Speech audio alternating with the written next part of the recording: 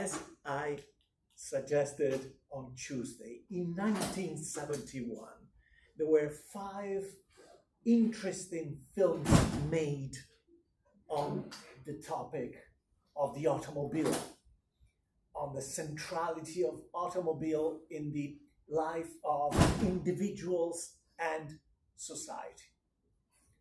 One of them was Vanishing Point, turns into a very long car chase. Another was Two-Lane Blacktop, which is the story of two American friends who go around with a modified car, challenging other people who believe they have fast car, so that they'll accept to enter into a clandestine drag race for money. And of course, they always win because their car is very well modified and they've become experts at this kind of drag racing. And also, they're kind of hustlers. They identify the right kind of victim, the right kind of arrogant man who would feel his masculinity is challenged through this car challenge. My car is faster than yours, meaning I'm more of a man than you are. Two-Lane Blacktop is also a very French movie in some ways because there isn't much of a story. The visuals are more important. And during this period, cinema, especially in the US, had felt the influence of French cinema from the late 1950s and the late 1960s. The idea being for the Nouvelle Vague, the French New Wave, that a film must be different from a play or a book, cannot rely on words, cannot be just a story put on the screen. In a film, the visuals, the images have to carry the story. And one of the trademark phrases of the French New Wave was caméra stylo. The camera is the pen. You write with the camera. You don't write with the lines in the script. The other film on this list of five from 1971 that I want to mention is Duel by Steven Spielberg, the first feature-length movie that Spielberg realized for TV, an incredible film, very essential. It is the duel, it is the confrontation between a truck whose driver we will never see and a car driver on the road in the US. The two other movies in this group of five we will actually see. The first one is Trafic from 1971, directed and acted by Jacques Tati. And next week we will watch Le Mans with Steve McQueen. Jacques Tati, the author and director and actor in this film, was a French mime, actor, screenwriter, and director who was born in 1907 to a Russian general of the Russian army who was working in France as a diplomat. And he grew up in France and discovered, while he was playing, he was a sportsman, discovered that he could entertain the other players in his rugby team with pantomimes, mimicking scenes from sports events. And in the 1950s, he became famous in the US because in 1958, he won the Oscar for the Best International Feature Film with Mon Uncle, My Uncle. And because of the attention that the Oscar prize got him, he was able to get investors interested in his next project. Tati only directed 6 feature-length films in his life. He died in 1982.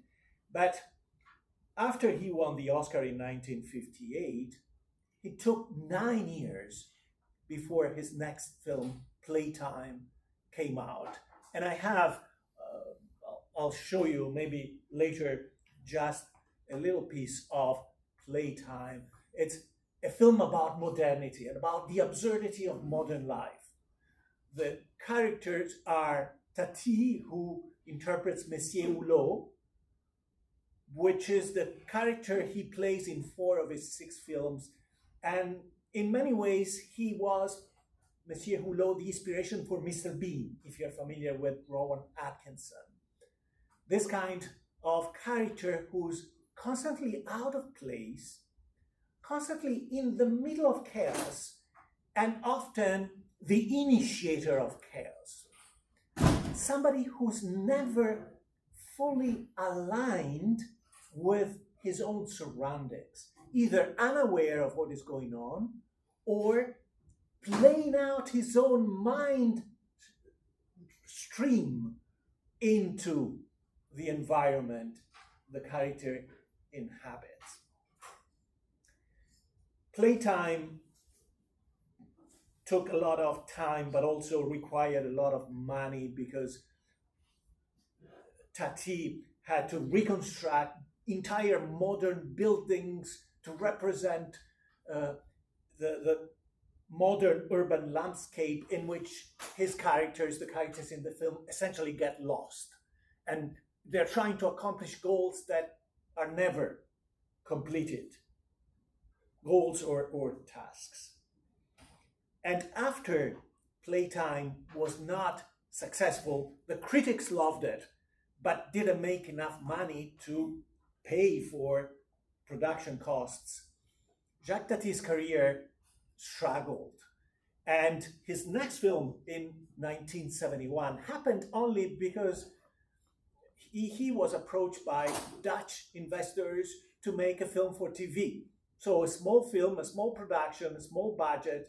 The film was actually released, but even with the small budget, Tati couldn't finish the film at some point because films during that era were made by renting the equipment, renting the cameras, the audio equipment, etc. And then they would also pay for the film. Before the end of the shooting of Trafic, Tati had to return the equipment because he couldn't pay any longer.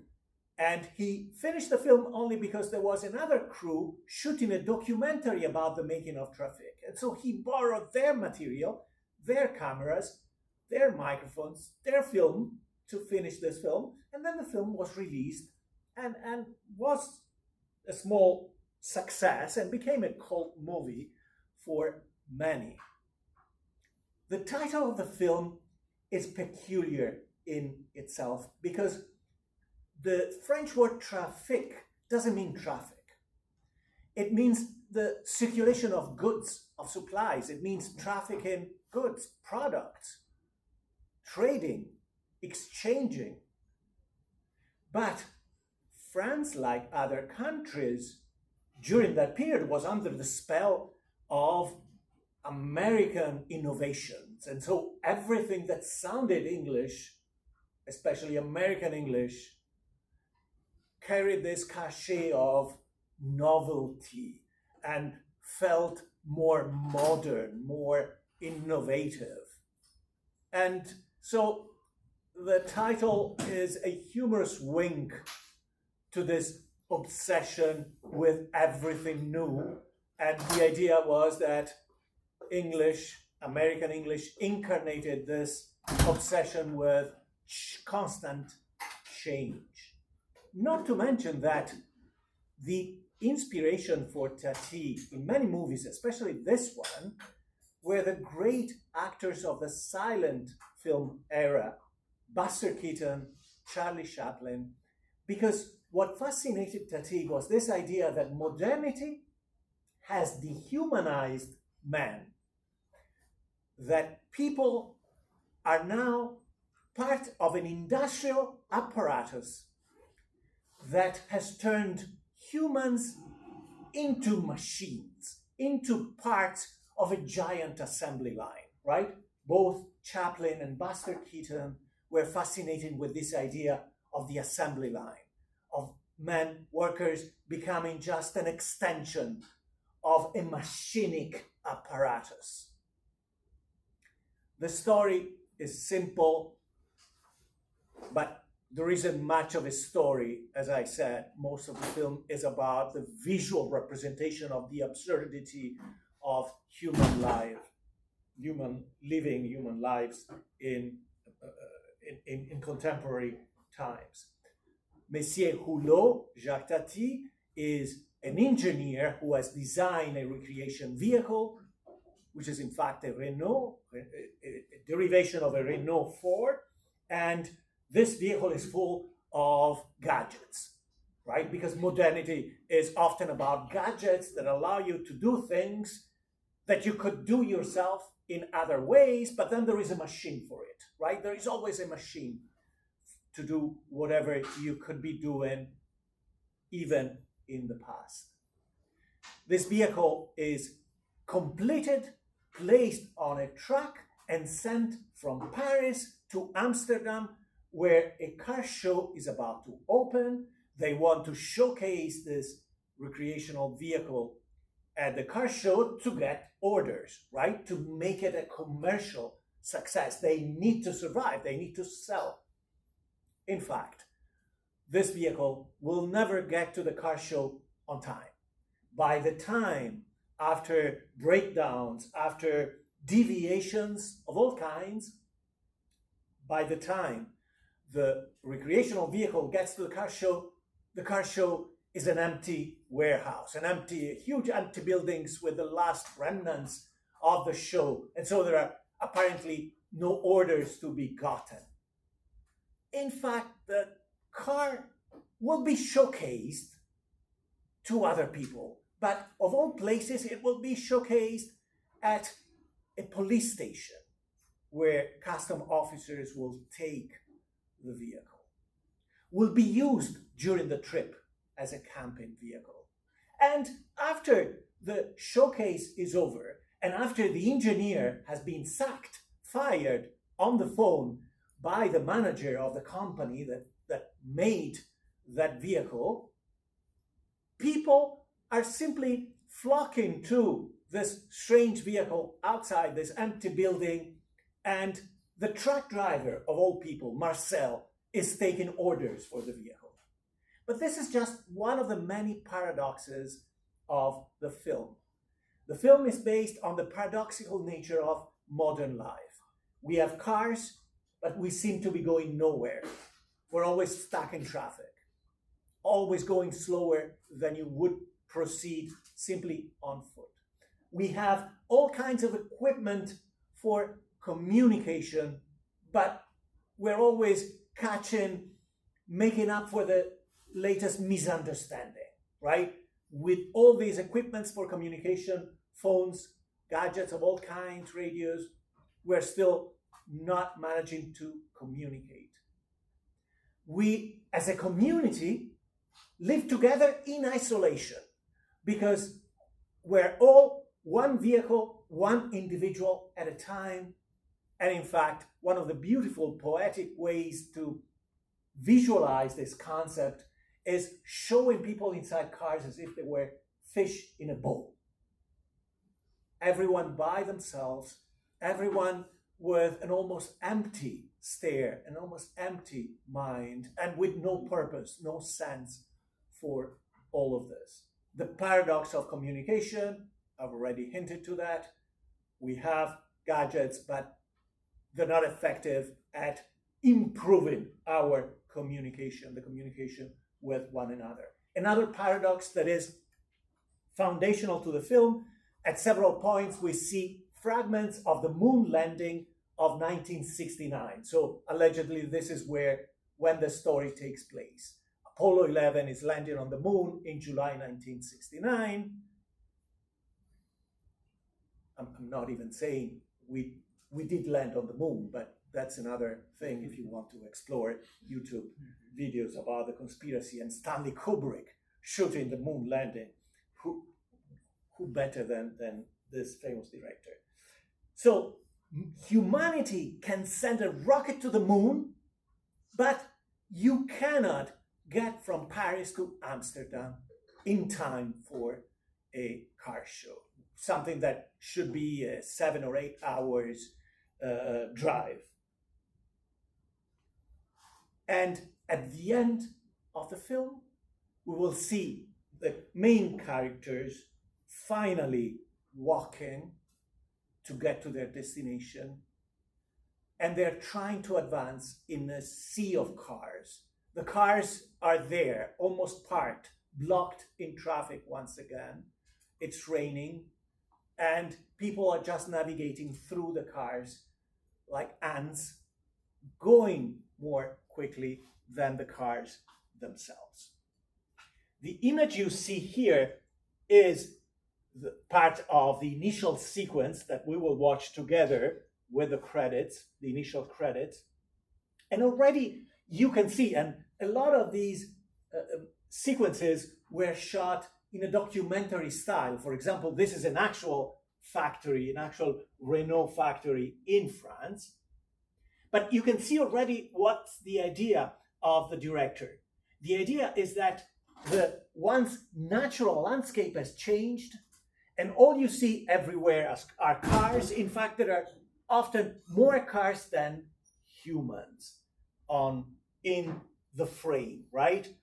And this expresses another paradox. Who are these cars for, right? And to this day, you know that the internet, in this case, has correctly, accurately documented that there are vast parking lots full of unsold cars that will be left there to rust, and that are not being sold, and that are kept away from the prying eyes of the customers who shouldn't have a clear view of the industrial waste that we're accumulating. Who are these cars for?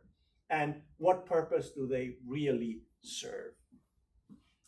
The initial credits also introduce the idea of the assembly lines, right? The idea that the car is the essence, the incarnation of the assembly line. In turn, the assembly line is what our lives have turned into. Our lives are patterned around the idea of an assembly line, meaning that we wait to act, that we always entertain, engage in a kind of dance around other people, object, instruments, because we're serving some kind of apparatus. Then after this, we see the empty space of the car show right before the actual car show is mounted, before the installation. Here too, though, you see the wires that are indicating the various areas. The various areas are allocated to specific brands or cars to show, and the engineers, the people who will display their cars, technicians, we don't know exactly, are forced to skip over the wires. And again, we see this as a nonsensical dance, right? They have to move around, but they cannot move freely. That's the essence of the assembly line. You're not free to control your gestures, your own gestures. You have to act in accordance to a structure or organization that is bigger than you are. And this is all visual. In fact, often we hear words, but we cannot recognize the words, right? It's just the noise of the background, because your eye should be focusing on humans being seen from afar as if they were strange animals. And the idea is that humans have turned into strange animals. The moment we see Monsieur Hulot on the screen, this is Jacques Tati, you know that is out of place. You know that he is the intruder.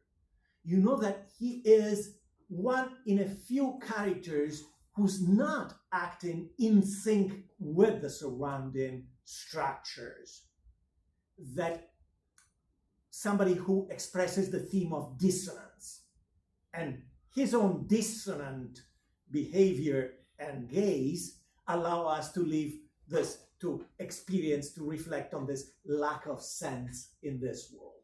And it's a small, always, everything is about the small details, and a lot of this will turn into the character of Mr. Bean, this kind of approach to the definition of the character.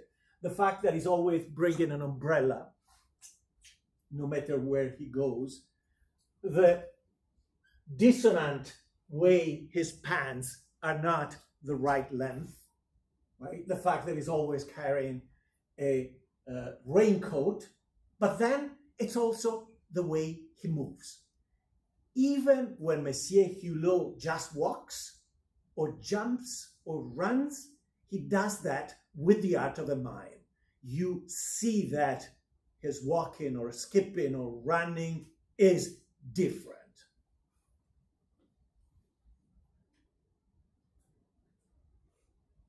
Next, we will see in the initial sequence the shop, the small factory where the RV that is supposed to be showcased in Amsterdam is being completed and prepared. And here too, you see that communication is conspicuous, right? You have an entire office in charge of the PA system, you have a phone. So a lot of people are just handling communication, and yet constant misunderstanding, miscommunication.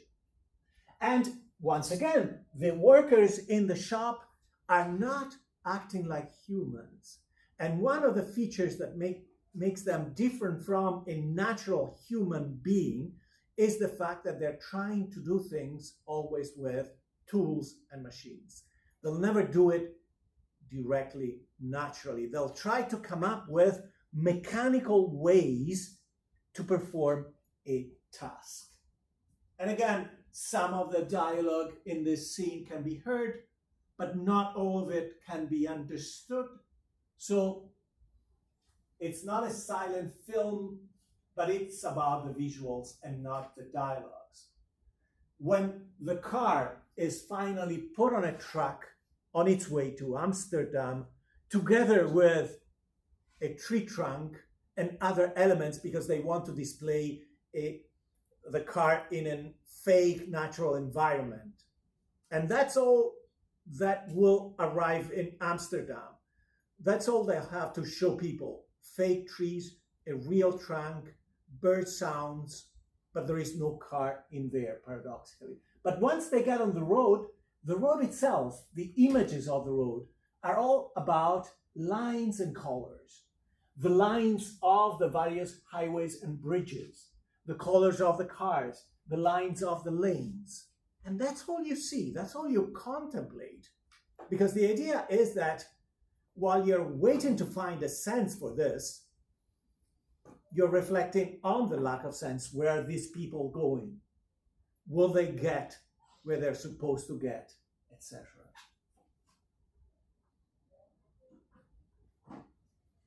Places of socialization are now reshaped by the existence of the car. So instead of congregating in urban spaces designated for socialization, people are gathering in places that allow only an anonymous form of socialization. Places where they don't know your face, they don't know your name, to paraphrase a famous American sitcom, Cheers. For example, the bars and cafes in the gas stations, right? This is Maria, the American communication expert, PR for the company. Even when they run out of gas and Hulot goes out in the countryside, walks out and goes looking for a gas station, the countryside is not the same as it was in the past. It's constantly occupied by wrecks of cars, by evidence of the new industrialized form of modernity that has invaded the whole planet. Here you have another gas station and another the visualization of another paradox. The communication between the attendants and the passengers is minimal, transactional. Yet, when you fill up your tank, you're being given merchandise, and this was very common. I was always waiting for my father to come back and bring something from the gas station. He would bring toy cars, other little gadgets, because during the 1970s, gas became expensive, and they were trying to encourage people to fill up the tank. So there is no real communication with the attendants, but you have a merch series based on famous French people from the past and looking at you, right? Looking back at you. Again, another scene about the absurdity of modern lives. Another paradox, during one of their breakdowns on their route on their way to Amsterdam, they stop at a garage, but there is no activity in this garage. The garage is full of broken cars, and nobody's really working on them. There is a young garage worker who's really like a ghostly presence in this garage that looks like a junkyard. And yet, the owner of the garage is in his office watching the rocket go out, the Apollo 11 rocket go out to the moon. This is their display in Amsterdam. The car will never get there, but they have a fake forest, including bird sounds, bird chirping, a recording in the background. And you'll see at the car show, people doing whatever New Yorkers also are doing at the Javits car show in April each year. Open the trunk, because you cannot appreciate a car if you don't open the trunk. I don't know if you've ever been to the car show. I've been to almost every car show since '98 and are always amazed by how many people will open the trunk. So again, it's a ritual whose significance and meaning gets lost. What do they gain from looking at this? It's just a modern ritual, apparently. Something you do mechanically. And this is part of a sequence we'll see today of people being observed in their cars, being alone, and observe the empty gaze that I was talking about. There is no intention to the act of driving. No expectation that it will produce any meaning. And at the end of the initial sequence, by minute 36 of the film, the truck carrying the recreational vehicle will be stopped by two policemen who are on their motorcycles like ballerinas, working the motorcycles in perfect sync, and will be taken to a police station, and there the vehicle will be examined, the gadgets will be displayed, and the police station is another place where socialization has been shifted from regular places, because there are all kinds of people, including a married couple, a groom and a bride, because that's where, in the margins, real humans gather and have an opportunity for an exchange. Okay? So, and if you want, Stony Brook doesn't have a lot of films available on Canopy, which is a free platform used by many universities, but you can find the 1967 film Playtime in there. You can stream it for free, and it's a good quality copy of the film.